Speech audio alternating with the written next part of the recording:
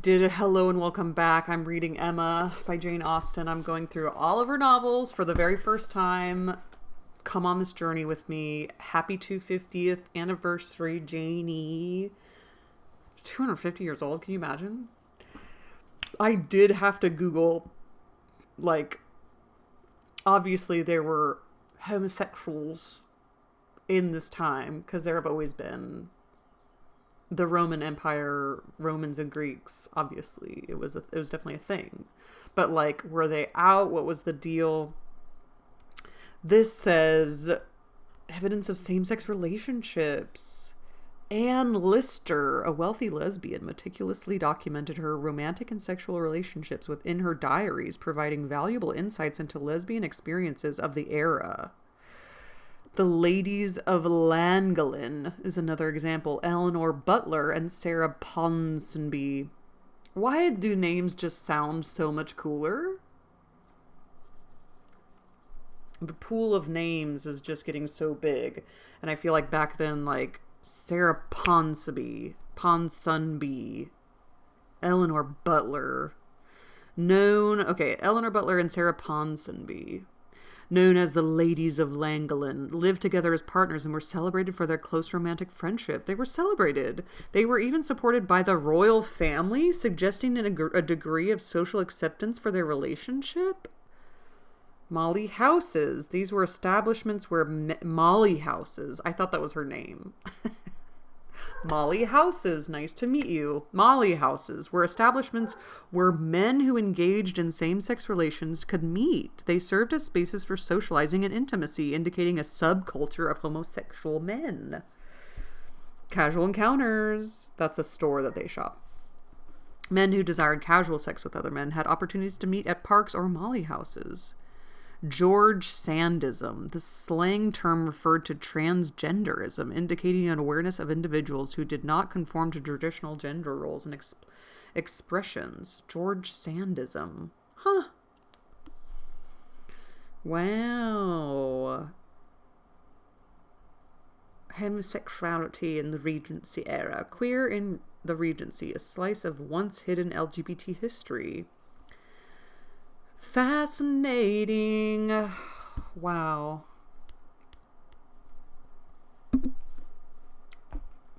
You look it up if you want to learn more about it too. I'm going to be learning more about it today. We are on chapter 8 of volume 2 of Emma.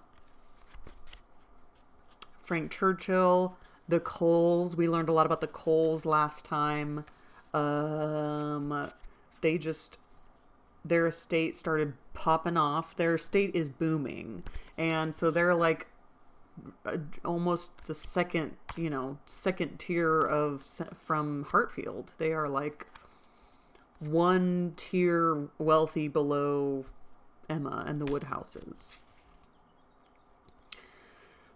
So there was a little drama about that last time, how they didn't send Emma and Mr. Woodhouse invitations to their soirees at nighttime because they knew that they were going to get declined. But Emma just wants an invitation so that she can decline it herself. Don't assume. And then Mr. Woodhouse was like, well, you don't want to be out in summer dew, but you also don't want to be out in cold. Don't be too cold. Don't get too hungry. He's a little worry Woodhouse. Let's continue reading this book, chapter 8. Oh yeah, and the reason why I was curious about homosexuality in the Regency era is because when I first watched this movie, I thought Frank was gay, and then I was like, oh, he's just, whatever I don't want to give it away, but and then the book started with him going to London to get his hair cut, which is not universally a gay thing. I don't want to say that, but I just got curious about that because everybody was around back then, and I'm just curious about everybody's experience. And chapter 8 starts with Frank Churchill came back again.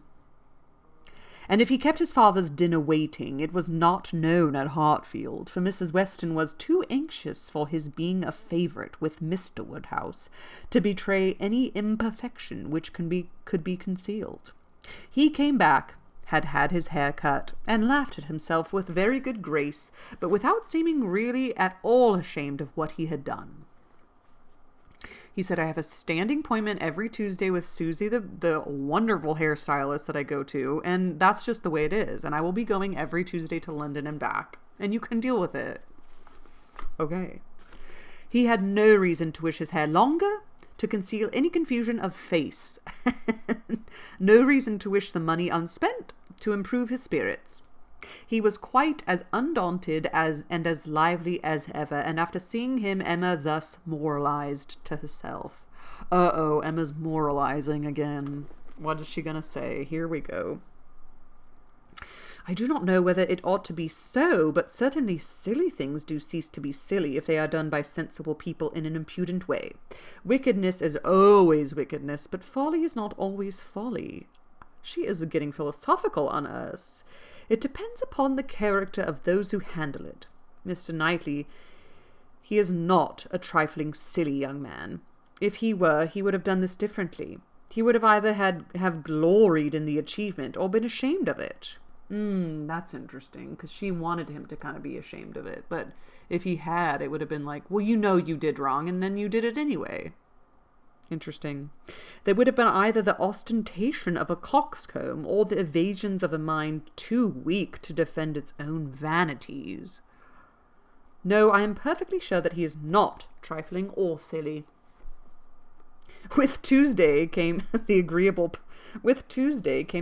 prospect of seeing him again, and for a longer time than hitherto, of judging his general manners, and by inference of the meaning of his manners towards herself, of guessing how soon it might be necessary for her to throw coldness into her air, and of fancying what the observations of all those might be who were now seeing them together for the first time, after his haircut.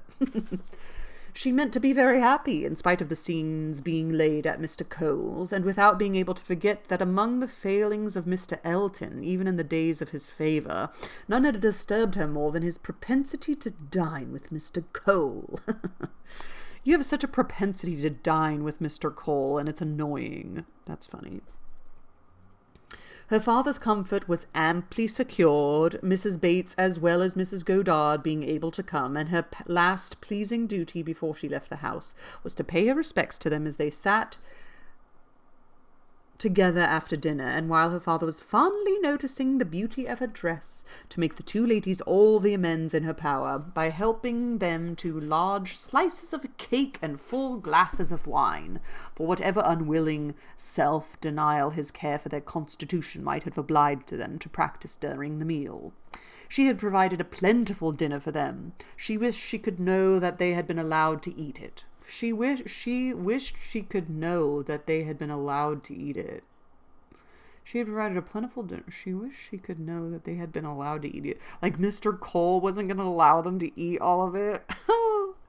She followed another carriage to Mr. Cole's door, and was pleased to see that it was Mr. Knightley's, for Mr. Knightley, keeping no horses, having little spare money, and a great deal of health, activity, and independence, was too apt, in Emma's opinion, to get about as he could, and not to use his carriage so often as became the owner of Donwell Abbey. She had an opportunity now of speaking her approbation, while warm from her heart, for he stopped to hand her out. This is coming as you should do," said she, "like a gentleman. I am quite glad to see you." He thanked her, observing, "How lucky that we should arrive at the same moment, for if we had met first in the drawing-room, I doubt whether you would have discerned me to be more of a gentleman than usual. You might not have distinguished how I came by my look or manner." "Yes, I should. I am sure I should. There is always a look of consciousness or bustle when people come in a way which they know to be beneath them. You think you carry it off well, I dare say, but with you it is a sort of bravado, an air of affected unconcern. I always observe it whenever I meet you under those circumstances. Now you have nothing to try for. You are not afraid of being supposed ashamed. You are not striving to look taller than anybody else. Now I shall really be very happy to walk into the same room with you." "Nonsensical girl," was his reply, but not at all in anger. Emma had as much reason to be satisfied with the rest of the party as Mr. Knightley. She was received with a cordial respect which could not but please, and given all the consequence she could wish for.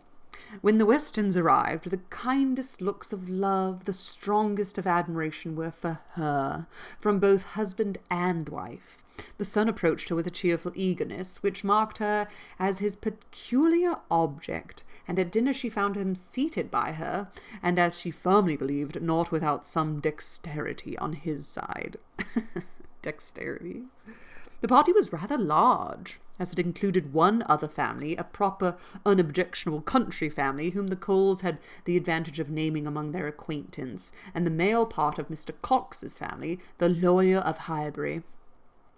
The less worthy females were to come in the evening, with Miss Bates, Miss Fairfax, and Miss Smith, but already at dinner there were too numerous for any subject of conversation to be general, and while politics and Mr. Elton were talked over, Emma could fairly surrender all her attention to the pleasantness of her neighbour.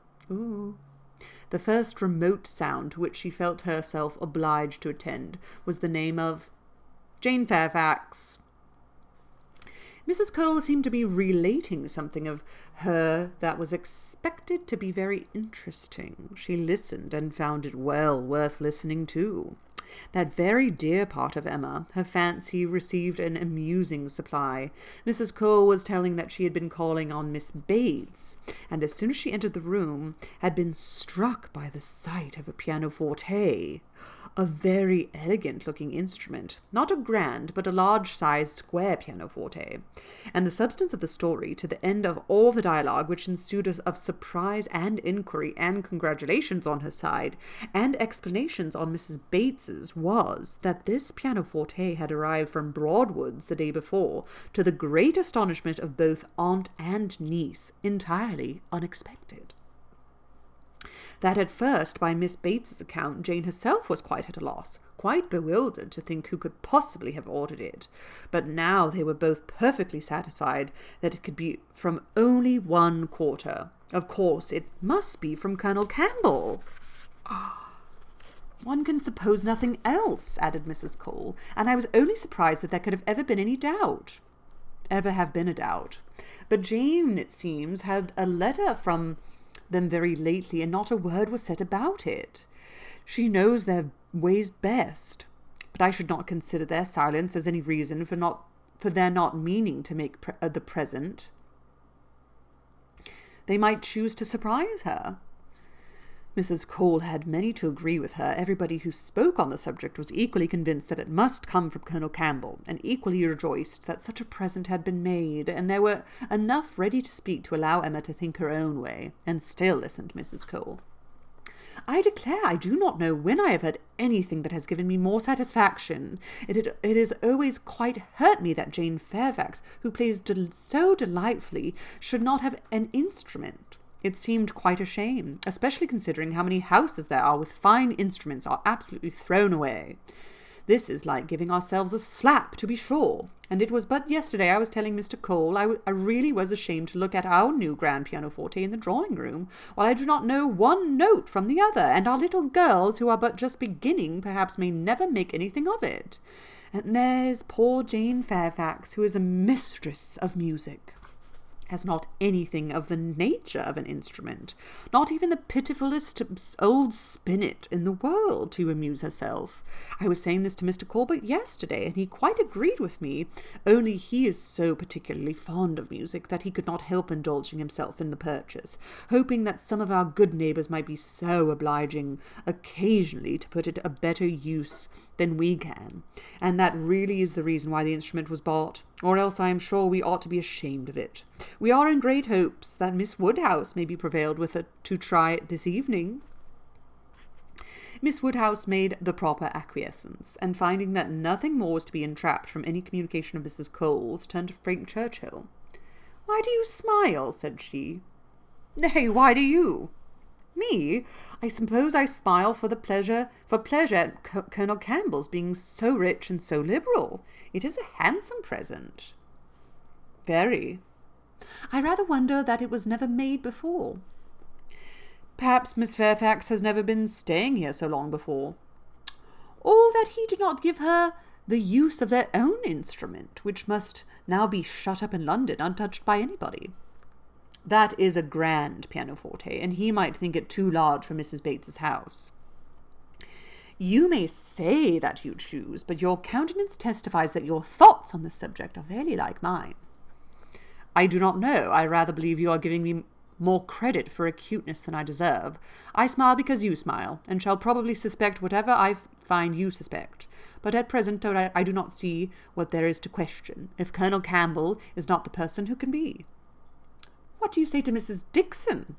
Mrs. Dixon? Very true indeed. I had not thought of Mrs. Dixon. She must know as well as her father how acceptable an instrument would be. And perhaps the mode of it, the mystery, the surprise, is more like a young woman's scheme than an elderly man's. It is Mrs. Dixon, I dare say. I told you that your suspicions would guide mine. If so, you must extend your suspicions and comprehend Mr. Dixon in them. Mr. Dixon? Very well, yes. I immediately perceive that it must be the joint present of Mr. and Mrs. Dixon. We were speaking the other day, you know, of this being so warm an admirer of her performance. Yes, and what you told me on that head confirmed an idea which I had entertained before. I do not mean to reflect upon the good intentions of either Miss Dixon or Mr. Dixon or Miss Fairfax, but I cannot help suspecting either that, after making his proposal to her friend, he had the misfortune to fall in love with her, or that he became conscious of a little attachment on her side. One might guess 20 things without guessing exactly right, but I'm sure there must be a particular cause for her choosing to come to Highbury instead of going with the Campbells to Ireland. Here, she must be leading a life of privation and penance. There it would have been all enjoyment. As to the pretence of her trying her native air, I look upon that as a mere excuse. In the summer it might have passed, but what can anybody's native air do for them in the months of January, February, and March? Good fires and a carriage would be much more to the purpose in most cases of delicate health, and I dare say in hers. I do not require you to adopt all in my suspicions, though you make so noble a profession of doing it, but I honestly tell you what they are. And upon my word, they have an air of great probability. Mr. Dixon's preference for her music to her friends I can answer for very decided. And then he saved her life. Did you ever hear of that? A water party, and by some accident she was falling overboard. He caught her. He did. I was there, one of the party. Were you really? Well, but you observed nothing, of course, for it seemed to be a new idea to you. If I had been there, I think I should have made some discoveries. I dare say you would, but simple I, saw nothing but the fact that Miss Fairfax was nearly dashed from the vessel, and that Mr. Dixon caught her. It was the work of a moment, and though the consequent shock and alarm was very great and much more durable, indeed I believe it was half an hour before any of us were comfortable again, yet that was too general a sensation for anything of peculiar anxiety to be observable. I do not mean to say, however, that you might not have made discoveries. The conversation was here interrupted. They were called on to share in the awkwardness of a rather long interval between the courses, and obliged to be as formal and as orderly as the others. But when the table was again safely covered, when every corner dish was placed exactly right, and occupation and ease were generally restored, Emma said, "The arrival of this pianoforte is decisive with me. I wanted to know a little more, and this tells me quite enough. Depend upon it, we shall soon hear that it was a present from Mr. and Mrs. Dixon. And if the Dixons should absolutely deny all knowledge of it, we must conclude it to come from the Campbells." "No, I am sure it is not from the Campbells. Miss Fairfax knows it is not from the Campbells, or they would have been guessed at first. She would not have been puzzled, had she dare fixed on them. I may have not convinced you, perhaps, but I am perfectly convinced myself that Mr. Dixon is a principal in the business." Indeed, you injure me if you suppose me unconvinced. Your reasonings carry my judgment along with them entirely. At first, while I suppose you satisfied that Colonel Campbell was the giver, I saw it only as a paternal kindness, and thought it the most natural thing in the world. But when you mentioned Mrs. Dixon, I felt how much more probable that it should be the tribute of warm female friendship, and now I can see it in no other light than as an offering of love. There was no occasion to press the matter farther. The conviction seemed real. He looked as if he felt it. She said, he looked as if he felt it. It's that he seemed like he felt it. The conviction seemed real. Ooh.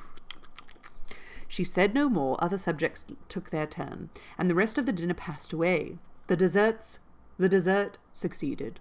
The children came in and were talked to and admired amid the usual rate of conversation.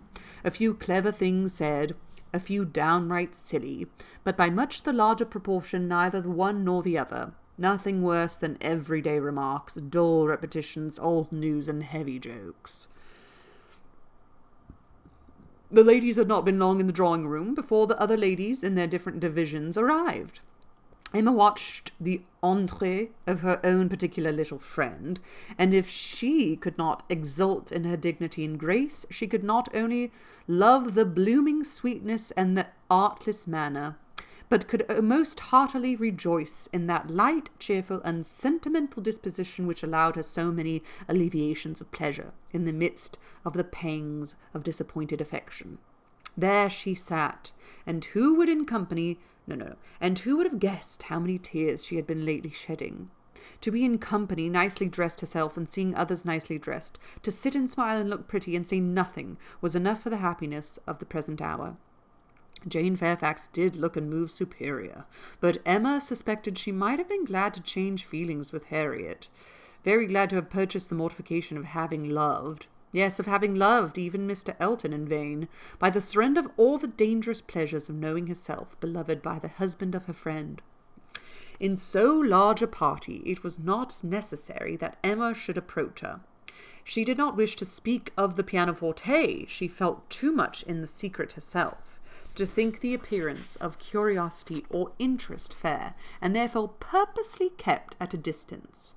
But by the others the subject was almost immediately introduced, and she saw the blush of consciousness with which congratulations were received, the blush of guilt which accompanied the name of my excellent friend Colonel Campbell. Mrs. Weston, kind-hearted and musical, was particularly interested by the circumstance, and Emma could not help being amused at her perseverance in dwelling on the subject, and having so much to ask and to say as to tone, touch, and pedal, totally unsuspicious of that wish of saying as little about it as possible, which she plainly read in the fair heroine's countenance. Heroine. They were soon joined by some of the gentlemen, and the very first of the early was Frank Churchill. In he walked, the first and handsomest, and after paying his compliments in passant to Miss Bates and her niece, made his way directly to the opposite side of the circle, where sat Miss Woodhouse, and till he could find a seat by her, would not sit at all. Emma divined what everybody must be thinking. She was his object, and everybody must perceive it. She introduced him to her friend Miss Smith, and at convenient moments afterwards heard what each thought of the other. He had never seen so lovely a face, and was delighted with her naivete, and she, only to be sure it was paying with him too great a compliment, but she did think there were some looks a little like Mr. Elton. Emma restrained her indignation, and only turned from her in silence. Smiles of intelligence passed between her and the gentleman on first glancing towards Miss Fairfax, but it was most prudent to avoid speech. He told her that he had been impatient to leave the dining-room, hated sitting long, was always the first to move when he could, that his father, Mr. Knightley, Mr. Cox, and Mr. Cole were left very busy over parish business. That as long as he had stayed, however, it had been pleasant enough, as he found them in general a set of gentleman-like, sensible men, and spoke so handsomely of Highbury altogether, thought it so abundant in agreeable families, that Emma began to feel she had been used to despise the place rather too much. She questioned him as to the society in Yorkshire, the extent of the neighbourhood about Enscombe, and the sort, and could make out from his answers that, as far as Enscombe was concerned, there was very little going on, that their visitings were among a range of great families, none very near, and that that even when days were fixed and invitations accepted, it was an even chance that Mrs. Churchill were not in health or spirits for going. It's a bug. For going. That they made a point of visiting no fresh person, and that though he had his separate engagements, it was not without difficulty, without considerable redress at times, that he could get away, or introduce an acquaintance for a night.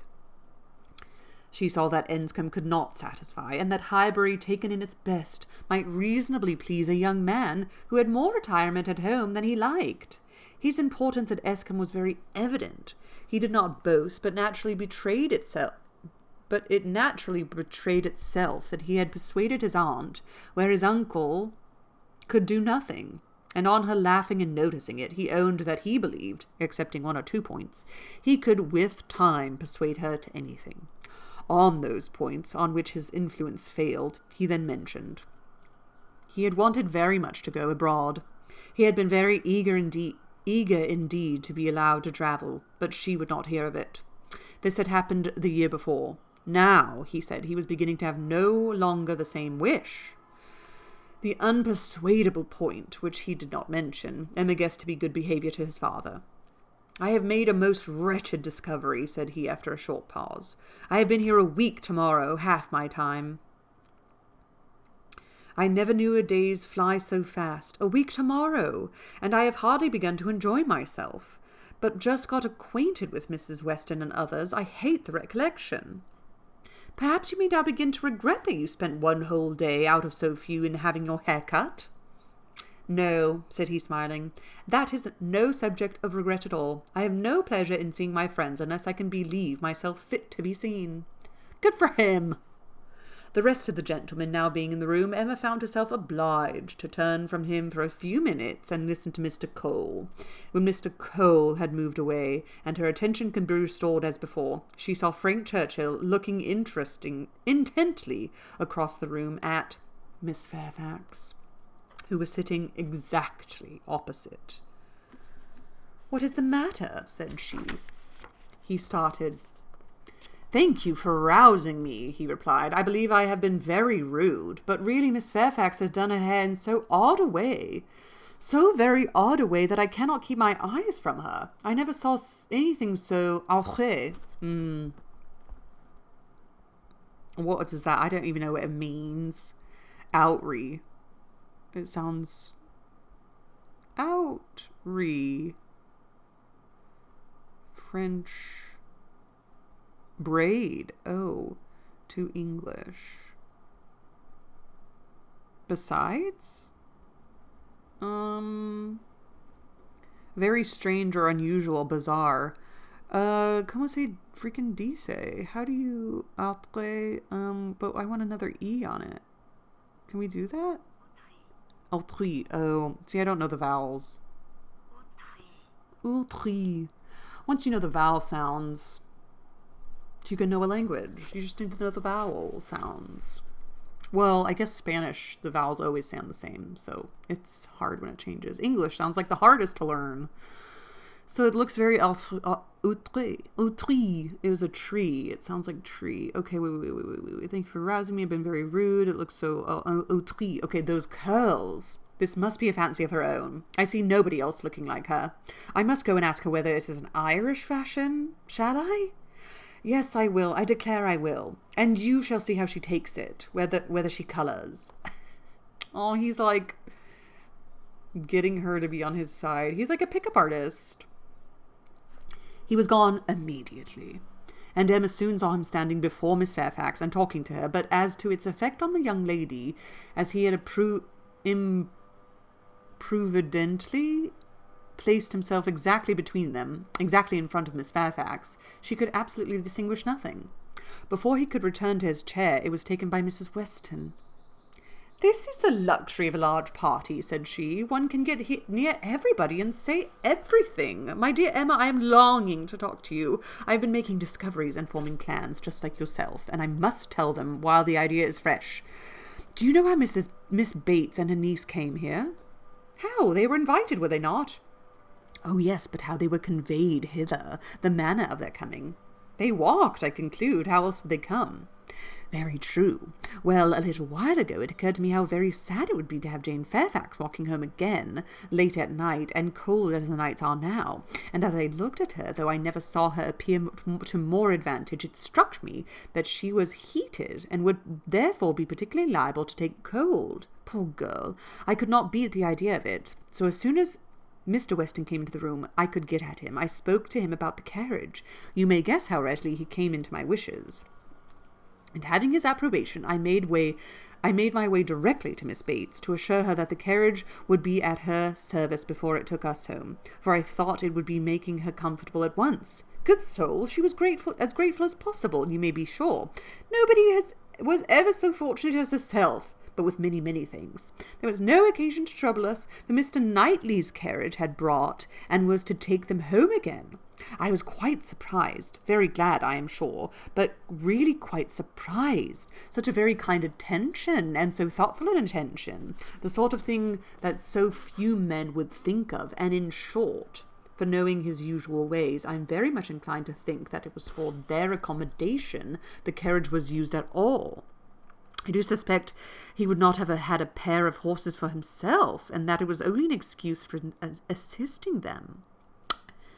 "Very likely," said Emma. "Nothing more likely. I know no man more likely than Mr. Knightley to do a sort of thing. To do anything really good-natured, useful, considerate, or benevolent. He is not a gallant man, but he is a very humane one. And this, considering Jane Fairfax's ill health, would appear a case of humanity to him. And for an act of unostentatious kindness, there is nobody whom I would fix on more than Mr. Knightley. I know he had horses today, for we arrived together, and I laughed at him about it, but he said not a word that could betray." "Well," said Mrs. Weston, smiling, "you give him credit for more simple, disinterested benevolence in this instance than I do, for while Miss Bates was speaking, a suspicion darted into my head, and I have never been able to get it out again. The more I think of it, the more probable it appears. In short, I have made a match between Mr. Knightley and Jane Fairfax. See the consequence of keeping you company. What do you say to it?" "Mr. Knightley and Jane Fairfax!" exclaimed Emma. "Dear Mrs. Weston, how could you think of such a thing? Mr. Knightley? Mr. Knightley must not marry. You would not have little Henry cut out from Donwell. Oh, no. Henry must have Donwell. I cannot at all consent to Mr. Knightley's marrying. And I am sure it is not all likely. I am amazed that you should think of such a thing." "My dear Emma, I have told you what led me to think of it. I do not want the match. I do not want to injure dear little Henry, but the idea has given me by circumstances, and if Mr. Knightley really wished to marry, you would not have him refrain on Henry's account, a boy of 6 years old, who knows nothing of the matter." "Yes, I would. I could not bear to have Henry supplanted." "Mr. Knightley marry? No, I have never had such an idea, and I cannot adopt it now. And Jane Fairfax, too, of all women." "Nay, she has always been a first favourite with him, as you very well know." "But the imprudence of such a match!" "I am not speaking of its prudence, merely its probability." "I see no probability in it, unless you have a better foundation of what you mention. His good nature, his humanity, and as I tell you, would be quite enough to account for the horses. He has a great regard for the Bateses, independent of Jane Fairfax, and is always glad to show them attention. My dear Mrs. Weston, do not take to matchmaking. You did it very ill. Jane Fairfax, mistress of the Abbey? Oh, no. Every feeling revolts. For his own sake, I would not have him do so mad a thing. Imprudent, if you please, but not mad. Excepting inequality of fortune, and perhaps a little disparity of age, I can see nothing unsuitable." But Mr. Knightley does not want to marry. I am sure he has not the least idea of it. Do not put it into his head. Why should he marry? He is as happy as possible by himself, with his farm and his sheep and his library and all the parish to manage, and he is extremely fond of his brother's children. He has no occasion to marry either to fill up his time or his heart. My dear Emma, as long as he thinks so, it is so. But if he really loves Jane Fairfax... Nonsense! He does not care about Jane Fairfax. In the way of love, I am sure he does not. He would do any good to her or her family, but... Well, said Mrs. Weston, laughing, perhaps the greatest good he could do them would be to give Jane such a respectable home. If it would be good to her, I'm sure it would be evil to himself. A very shameful and degrading connection. How would he bear to have Miss Bates belonging to him, to have her haunting the Abbey and thanking him all day long for his great kindness in marrying Jane? So very kind and obliging. But he always had such a very kind neighbour. And then fly off through half a sentence to her mother's old petticoat. Not that it was such a very old petticoat either, for still it would last a great long while, and indeed she must thankfully say their petticoats were all very strong. For shame, Emma, do not mimic her. You divert me against my conscience. And upon my word, I do not think Mr. Knightley would be such much disturbed by Miss Bates. Little things do not irritate him. She might talk on, and if he wanted to say anything himself, he would only talk louder and drown her voice. But the question is not whether it would be a bad connection for him, but whether he wishes it, and I think he does. I have heard him speak, and so must you, so very highly of Miss Jane Fairfax. The interest he takes in her, his anxiety about her health, his concern that she should not have no happier prospect. I have heard him express himself so warmly on these points, such an admirer of her performance on the pianoforte and her voice. I have heard him say that he could listen to her forever. Oh, and I almost forgot one idea that occurred to me. This pianoforte had been sent her by somebody, though we have all been so well satisfied as to consider it a present from the Campbells. May it not be from Mr. Knightley? Cannot help suspecting him. I think he's just the person to do it, even without being in love. Then it can be no argument to prove that he is in love, but I do not think it is all likely thing for him to do. Mr. Knightley does nothing mysteriously. I have heard him lamenting her having no instrument repeatedly, oftener than I should suppose such a circumstance would, in the common course of things, occur to him. Very well, and if he had intended to give her one, he would have told her so. There might be scruples of delicacy, my dear Emma. I have a very strong notion that it comes from him. I am sure he was particularly silent when Mrs. Cole told us of it at dinner. You take up an idea, Mrs. Weston, and run away with it, as you have many times reproached me in doing. Me with doing. I see no sign of attachment. I believe nothing of the pianoforte, and proof only shall convince me that Mr. Knightley has any thought of marrying Jane Fairfax. They combated to the point some time longer in the same way, Emma rather gaining ground over the mind of her friend, for Mrs. Weston was the most used of the two to yield, till a little bustle in the room showed them that tea was over and the instrument in preparation, and at the same moment Mr. Cole approaching to entreat Miss Woodhouse would do them the honour of trying it. Frank Churchill, of whom, in the eagerness of her conversation with Mrs. Weston, she had been seeing nothing except that he had found a seat by Miss Fairfax, followed by Mr. Cole, to add his very pressing entreaties, and as in every respect it suited Emma best to lead, she gave a proper compliance. She knew the limitations of her own powers too well to attempt more than she could perform with credit. She wanted neither taste nor spirit in the little things which are generally acceptable, and could accompany her own voice well. One accompaniment to her song took her agreeably by surprise, a second slightly but correctly taken by Frank Churchill. Her pardon was duly begged at the close of the song, and everything usual followed. He was accused of having a delightful voice, and a perfect knowledge of music, which was properly denied. and that he knew nothing of the matter, and had no voice at all, roundly asserted. They sang together once more, and Emma would then resign her place to Miss Fairfax, whose performance, both vocal and instrumental, she never could attempt to conceal from herself, was infinitely superior to her own. With mixed feelings, she seated herself at a little distance from the numbers round the instrument to listen. Frank Churchill sang again. They had sung together once or twice, it appeared, at Weymouth, but the sight of Mr. Knightley among the most attentive soon drew away half Emma's mind, and she fell into a train of thinking on the subject of Mrs. Weston's suspicions, to which the sweet sounds of the united voices gave only momentary interruptions. Her objections to Mr. Knightley's marrying did not in the least subside. She could see nothing but evil in it.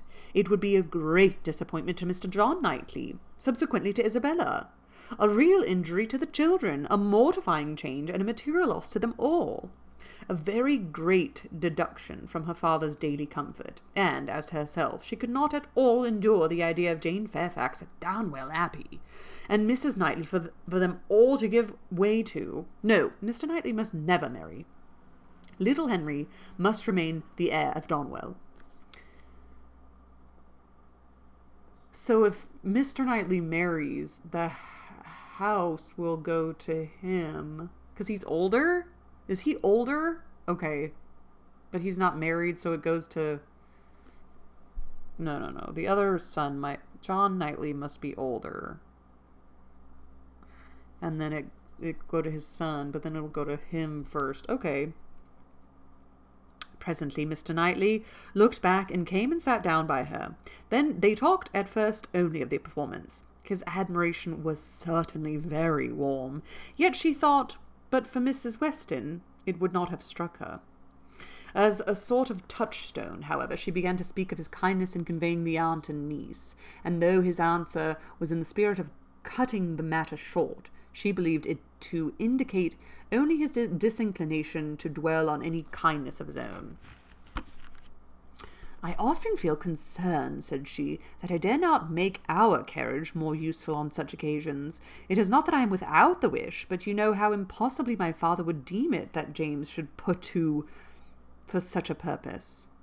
"Quite out of the question," he replied. "But you must often wish it, I am sure." And he smiled with such seeming pleasure at the conviction that she must proceed another step. "This present from the Campbells," said she, "this pianoforte is very kindly given." "Yes," he replied, without the smallest embarrassment. "But they would have done better had they given her notice of it. Surprises are foolish things. The pleasure is not enhanced, and the inconvenience is often considerable. I should have expected better judgment in Colonel Campbell." From that moment, Emma could have taken her oath that Mr. Knightley had had no concern in giving the instrument. But whether he were entirely free from peculiar attachment, whether there were no actual preference, remained a little longer doubtful. Towards the end of Jane's song, her voice grew thick. "That will do," said he, when it finished, thinking aloud. "You have sung quite enough for one evening. Now be quiet." Another song, however, was soon begged for. "One more. They could not fatigue Miss Fairfax on any account. It would only ask for one more." And Frank Churchill was heard to say, "I think you could manage this without effort. The first part is very trifling. The strength of the song falls on the second." Mr. Knightley grew angry. "That fellow," said he indignantly, "thinks of nothing but showing off his own voice. This must not be." And touching Miss Bates, who at that moment passed near, "Miss Bates, are you mad, to let your niece sing herself hoarse in this manner? Go and interfere. They have no mercy on her." Miss Bates, in her real anxiety for Jane, could hardly stay even to be grateful, before she stepped forward and put an end to all further singing. Here ceased the concert part of the evening, for Miss Woodhouse and Miss Fairfax were the only young lady performers, but soon, within 5 minutes, the proposal of dancing, originating nobody exactly knew where, was so effectually promoted by Mr. and Mrs. Cole, that everything was rapidly clearing away to give proper space. Mrs. Weston, capital in her country dances, was seated and beginning an irresistible waltz. And Frank Churchill, coming up with most becoming gallantry to Emma, had secured her hand and led her up to the top. While waiting till the other young people could pair themselves off, Emma found time, in spite of the compliments she was receiving on her voice and her taste, to look about and see what became of Mr. Knightley. This would be a trial. He was no dancer in general. If he were to be very alert in engaging Jane Fairfax now, it might argue something. There was no immediate appearance. No, he was talking to Mrs. Cole. He was looking on unconcerned. Jane was asked by somebody else, and he was still talking to Mrs. Cole. Emma had no longer any alarm for Henry. His interest was yet safe, and she led off the dance with genuine spirit and enjoyment. Not more than 5 couples could be mustered, but the rarity and the suddenness of it made it very delightful, and she found herself well matched in a partner. They were a couple worth looking at. 2 dances, unfortunately, were all that could be allowed.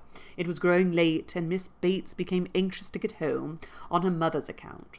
After some attempts, therefore, to be permitted to begin again, they were obliged to thank Mrs. Weston, look sorrowful, and have done.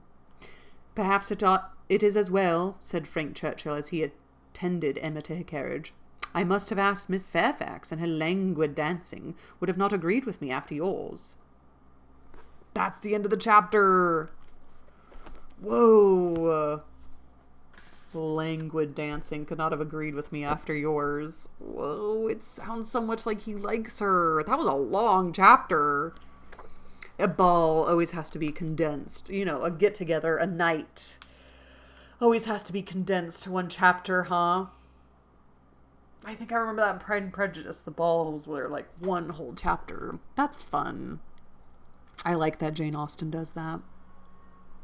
And now I'm hoarse. Can you even believe it? Happy reading to you all, and ta-ta.